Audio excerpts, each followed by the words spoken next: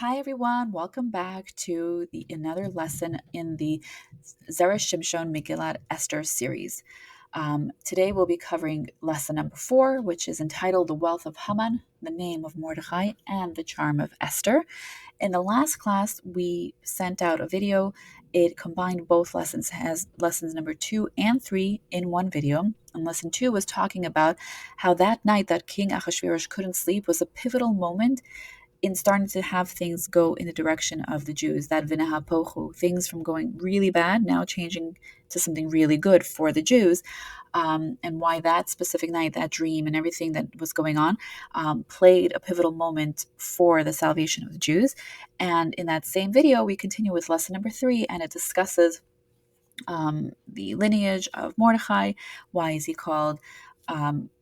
Someone who comes from the Benjamin tribe, and then it says also that he comes from the tribe of Yehuda. So we explained that. We also explained how both Mordechai and Haman, the wicked one, both did not want the Jews to participate in Achashverosh's wine drinking at the party. They both did not want that to happen, and we explained for different reasons.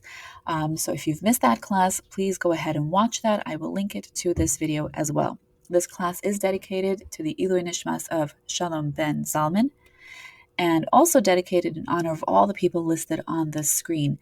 May every single one of them receive their salvation, and they have good news really, really soon. Okay, so let's jump into today's lesson. It says, Zera Shimshon explains that Haman's wealth played an essential part in the decree against the Jews and Haman's eventual downfall.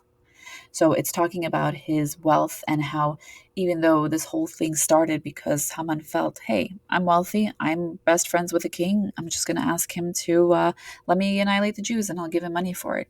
And so we'll see how this whole thing started because of Haman's wealth, but also how his wealth is what brings him down. It is stated in Mishlei 22:1 that a good name is preferred to great wealth. The verse is applied to Mordechai, who had a good name, and Haman, who had great wealth. The verse continues, by your life, goodly charm is preferred over silver and gold. This alludes to Esther's name versus Haman's gold and silver. So we have a lot of comparisons going on. The first comparison is between Mordechai, who had a good name, and Haman, who had great wealth. And the second part of the verse continues by saying how Esther had the charm versus Haman, who had the gold and silver. The Midrash then tells us about the money or the gold and silver Haman promised Achashverosh in exchange for his permission to kill the Jews. The Midrash mentions that God asks supposedly a question concerning Haman's promise. And it's saying, how can one sell something that belongs to me, meaning God, in exchange for something that also belongs to me? So what is Hashem saying? How can Achashverosh sell the Jews in exchange for money that Haman is offering? Hashem is saying that the Jews are his people, right? So how can Achashverosh say, yeah, I'm selling this, even though it belongs directly to God? And also, Haman here is boastful with his money. He's excited. He thinks like, great, I have money. I can do whatever I want.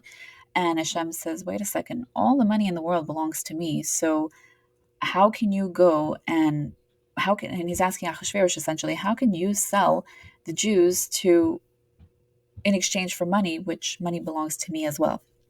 And so we continue, consequently, God decrees that Haman will forfeit his wealth because of the Jews, right? So he loses the money because of the Jews. And we later learn that King Ahasuerus gave over Haman's estate to Queen Esther that same day that Haman was killed.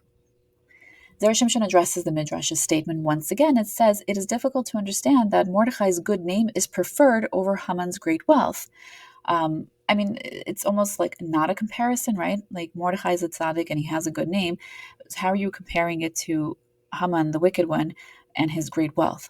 Zera Shimshon questions the comparison between the two very distinct men, and clearly he says there must be a link between the two if it says that one is preferred over the other. Anytime you see something is preferred over the other, then there must be some kind of connection between the two, and so we'll find out soon what it is. Zera Shimshon then explores Mordechai's refusal to bow down to Haman. Why did Mordechai feel it was right for him to endanger the Jews by being so stubborn? Hananiah, Mishael, and Azariah are mentioned to compare the two situations. case you're not familiar with them, these three people, along with Daniel, were all friends. They all came from a royal family, and at a young age, Nebuchadnezzar took them away from their families and started to raise them as Babylonians, trying to raise them in an idolatrous way, um, hoping that eventually, when he puts them in prominent positions, they would rule according to his ways and not according to the Jewish ways. So let's continue. The Gemara says they should have run away to avoid confronting Nebuchadnezzar, who wanted them to bow down to an idol, a sin one must avoid even if it means sacrificing life. Similarly, couldn't Mordechai run away rather than enraging Haman and putting the entire Jewish people at risk? Why was Mordechai so adamant about sitting at palace gate? The answer is that Mordechai understood that the Jews could be saved. The Yalkut Shimoni explains that both David HaMelech and Mordechai received a sign alluding to their eventual salvation, and they both believed and relied on it. David HaMelech understood that his success in killing a lion and a bear while caring for his father's sheep was a sign from God that he would succeed in killing Goliath. Mordechai understood that Esther being chosen to marry a wicked king could only mean that harm would befall the Jews and that God would save them through Esther. Remember, when Esther was chosen to be queen, there was no edict against the Jews. It's just the king looking for a new queen, and they searched through all of their kingdom. And Esther never volunteered herself. She wasn't into the glamour or anything like that. She was just a righteous woman who wanted to live her life as a Jewish person.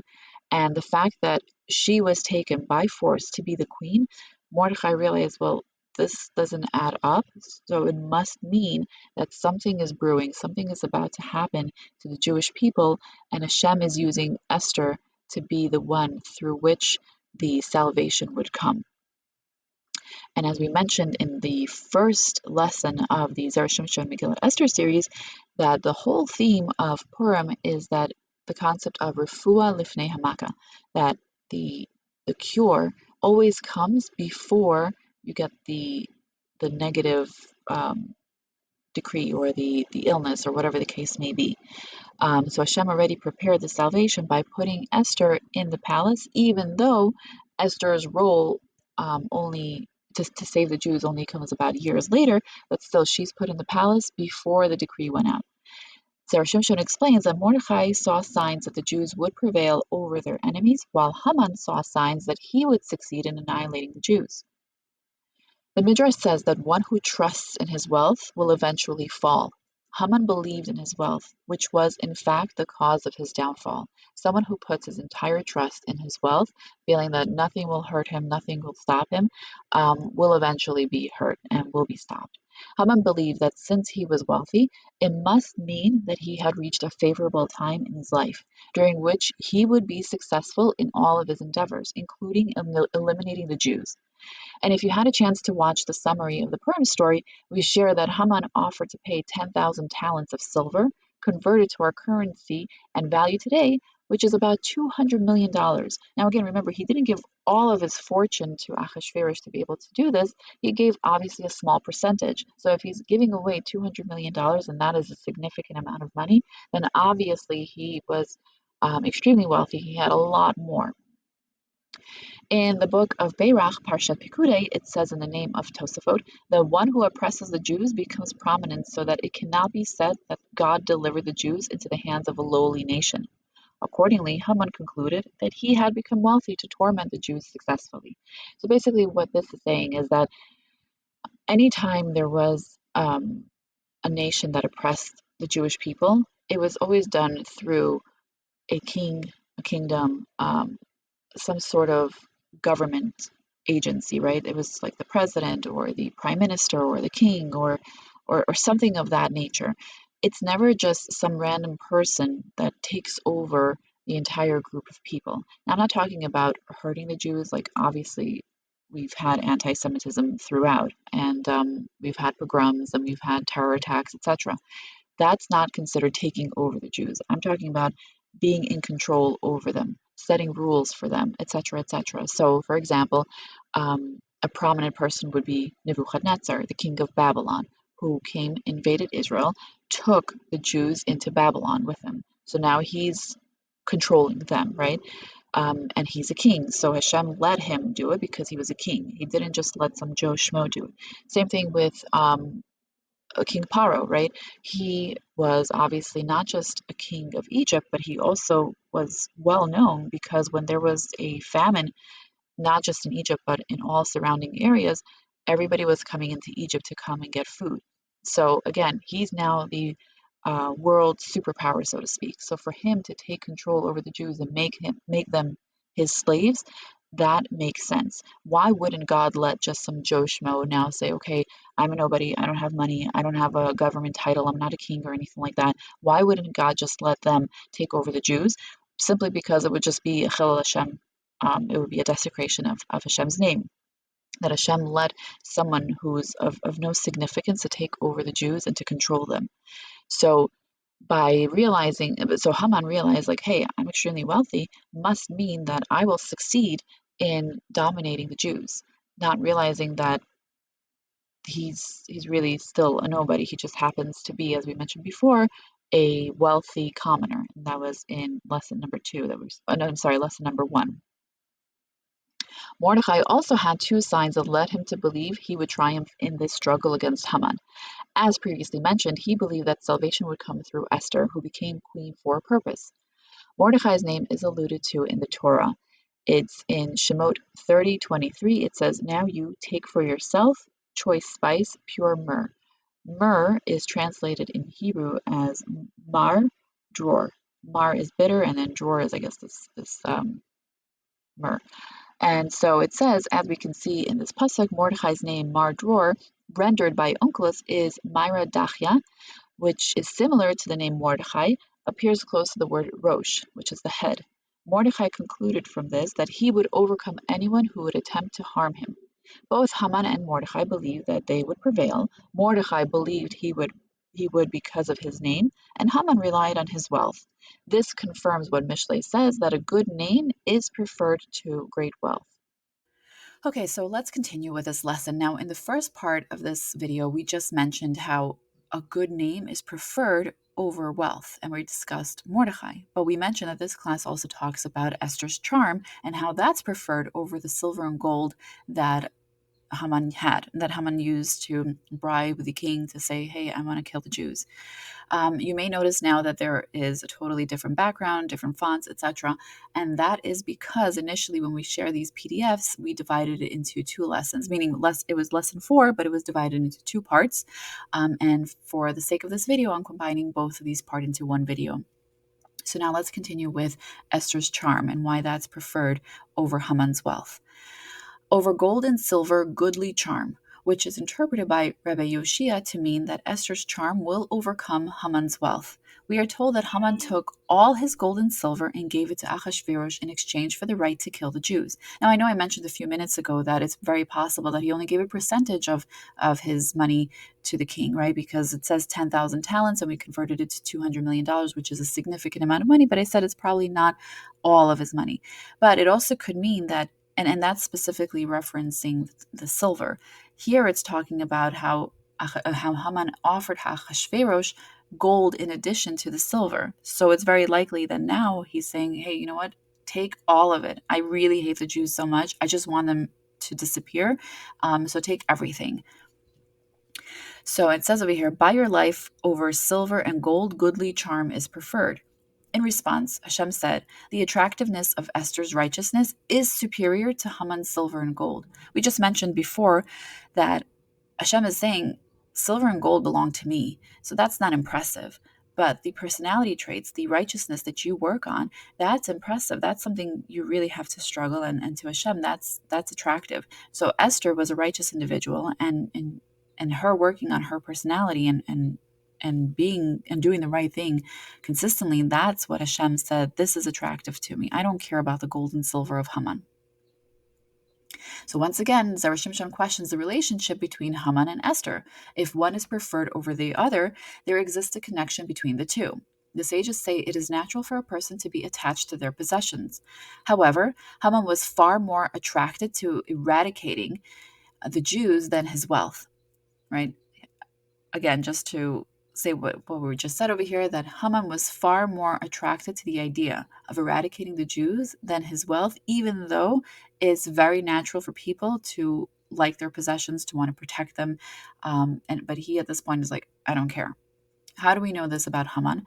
In chapter 1 of Tractate Megillah, it says that Haman had a list of all his treasure houses etched upon his heart. And what this probably means is that there was a tattoo that he etched onto the left side of his chest, and it lists all of the treasure houses that he has. But when Haman saw Mordechai, he would point to his heart, and he would say that all of this, meaning all that is on this tattoo, was worthless as long as he saw Mordechai the Jew. When he gave Achashverosh all his gold and silver, it demonstrated that his possessions were useless. He also showed Achashverosh his distress, and being that they were close friends and Achashverosh did not want to see his friend in anguish, Achashverosh gave over the license to kill the Jews that Haman wanted badly. Zera Shimshon points out that Haman's intense animosity towards the Jews was distinct. Similarly, Esther's righteousness had a unique appeal to God. The connection between Haman and Esther that we are looking for is that all of Haman's wealth was not attractive to him, but Esther's righteousness was pleasing to God, which in the end won over what Haman tried to buy with his silver and gold. Also, Esther's charm ended up more potent than gold and silver in Achashverosh's eyes.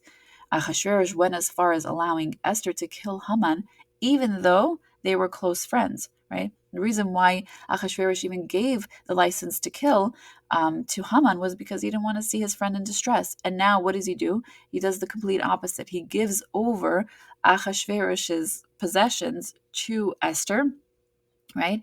And prefers her words over what Haman said. On a different note, the Zera Shimshon states that Achashverosh gave Haman back his silver and gold because he knew that to oppress the Jews, he needed to be prominent to persecute the Jews successfully.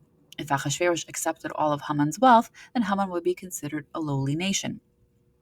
After Haman's demise, King Achashverosh granted Queen Esther Haman's estate. The rationale behind the decision was similar to when the king instructed Haman to retain all of his belongings for successful outcomes. As Mordechai emerged victorious, he inherited all of Haman's riches to ensure his triumph. By transferring Haman's wealth to Mordechai, Achashverosh sealed Haman's downfall.